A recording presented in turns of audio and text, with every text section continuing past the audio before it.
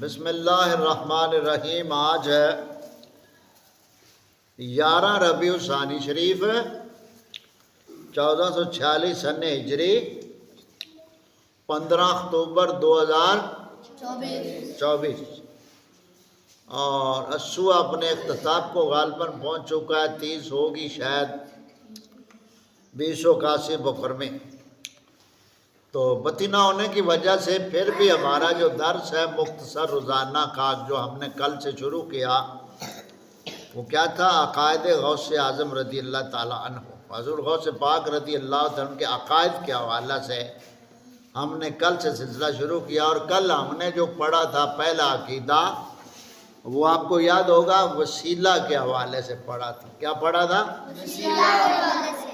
وہابی جو ہیں وہ حضور غوث پاک رضی اللہ تعالیٰ عنہ یا اولیاء کاملین کے وسیلے کے قائل نہیں ہیں، اور نام وہ لیتے ہیں کہ غوث پاک تو ہمارے ہیں، وہ وہابی تھے معاذ اللہ، اس طرح کی وہ باتیں کرتے ہیں۔ یہ کل باتیں ہم نے کی تھی۔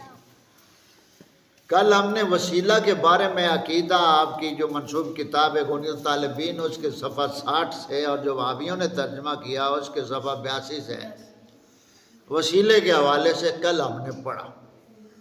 آج ہم اس حوالے سے حضور غوث پاک رضی اللہ تعالیٰ عنہ کا دوسرا عقیدہ پڑھیں گے، عقیدہ نمبر 2۔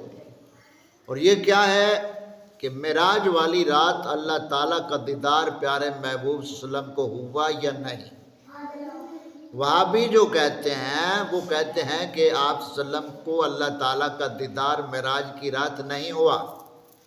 وہابی یہ کہتے ہیں، دیوبندی بھی بعض یہ کہتے ہیں، اور ہم اہل سنت و جماعت کا تمام کامل ولیوں کا اور بالخصوص حضور غوث پاک رضی اللہ تعالیٰ عنہ کا جو عقیدہ ہے وہ کیا ہے کہ آپ صلی اللہ علیہ وسلم نے اللہ تعالیٰ کا دیدار مبارک کیا۔ سمجھ آ گئی؟ تو اس مسئلہ کو کیا کہتے ہیں؟ رؤیت باری تعالیٰ۔ کیا؟ یعنی خدا تعالیٰ کا دیدار شب معراج کو ہوا یا نہیں، اس بارے میں حضور غوث پاک رضی اللہ تعالیٰ عنہ فرماتے ہیں، صفحہ نمبر غنیۃ الطالبین کا 146 اور وہابی ترجمے کا صفحہ نمبر 178۔ آپ فرماتے ہیں ہم ایمان رکھتے ہیں کہ رسول کریم صلی اللہ علیہ وسلم نے شب معراج میں اپنے رب کو جسمانی آنکھوں سے دیکھا، دل کی آنکھوں سے نہیں اور نہ خواب میں۔ حضرت جابر رضی اللہ تعالیٰ عنہ کی روایت سے آیا سورۃ نجم کے تحت۔ اور جو حاشیہ وہابیوں نے لکھا، مبشر بانی نے جو حاشیہ اس کا لکھا، اس حاشیے میں اس نے نفی کی کہ دیدار نہیں کیا۔ تو غوث پاک سرکار کا عقیدہ کیا ہے کہ معراج والی رات اللہ تعالیٰ کہ محبوب صلی اللہ علیہ وسلم نے اللہ تعالیٰ کا دیدار جسمانی یعنی سر مبارک کی آنکھوں سے دیدار کیا۔ سمجھ آ گئی؟ تو یہ عقیدہ نمبر 2 ہو گیا۔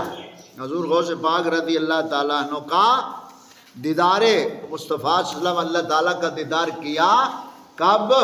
معراج والی رات کو۔ کب؟ معراج والی رات کو ہمارے آقا کریم صلی اللہ علیہ وسلم نے اپنے سر مبارک کی آنکھوں سے خدا تعالیٰ کا دیدار کیا۔ یہ کن کا عقیدہ ہے؟ تمام ولیوں کا اور حضور غوث پاک رضی اللہ تعالیٰ کا عقیدہ ہے۔ تو 2 عقیدے ہو گئے۔ پہلا عقیدہ کون سا تھا؟ وسیلے کا۔ کس کا؟ وسیلے کا۔ دوسرا عقیدہ کیا؟ دیدار مصطفیٰ صلی اللہ علیہ وسلم یعنی خدا تعالیٰ کا دیدار معراج میں ہوا، دوسرا عقیدہ۔ ساتھ ہم تیسرا عقیدہ بیان کر کے بات ختم کریں گے۔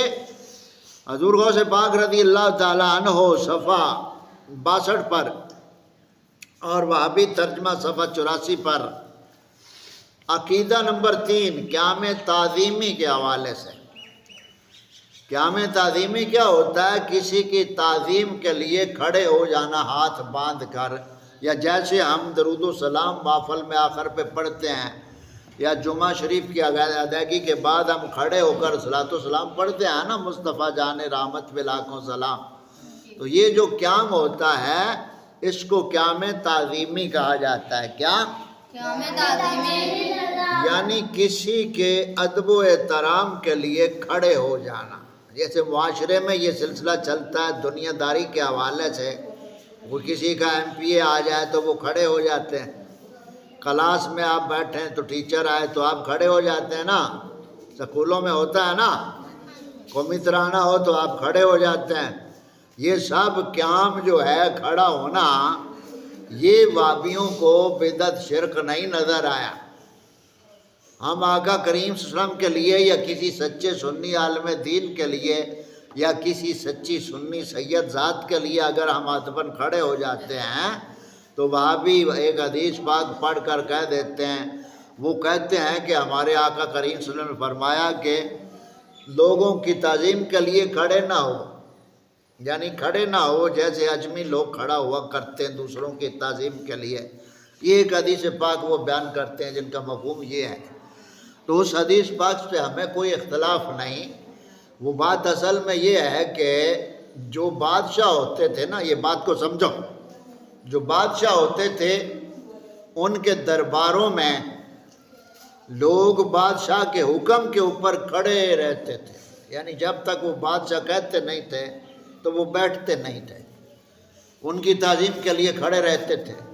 اور اس چیز کو ہمارے آقا کریم صلی اللہ علیہ وسلم نے پسند نہیں فرمایا بلکہ اس سے منع فرمایا کہ اجمیوں کی طرح درباروں میں کھڑے نہ رہا کر، اور فرمایا کہ جو شخص یہ اپنا عقیدہ خیال بنا لے کہ فلاں آدمی میری وجہ سے تعظیماً کھڑا ہو جائے تو وہ آدمی اتنا برا ہے کہ جو خود اپنے لیے کسی کو کھڑا کر رہا ہے۔ تو یعنی اس تکبر والے کھڑے ہونے سے منع کیا گیا ہے۔ اور جو تعظیماً کہا گیا کہ کھڑے ہو جاؤ، تو حضرت سعد رضی اللہ تعالیٰ عنہ، یہ حدیث پاک کا واقعہ مفہوم ہے، علماء تو جانتے ہیں، عوام کو اور آپ کو سمجھانے کے لیے کہ حضرت سعد رضی اللہ تعالیٰ عنہ صحابی رسول ہیں، اور وہ کافی بیمار ہو گئے، ایک جنگ میں ان کو بہت تیر لگ گیا اور وہ زخمی ہو گئے بہت زیادہ۔ تو جو یہودیوں کے ساتھ معاہدہ تھا بنو نذیر قبیلے کے ساتھ، انہوں نے وہ توڑ دیا۔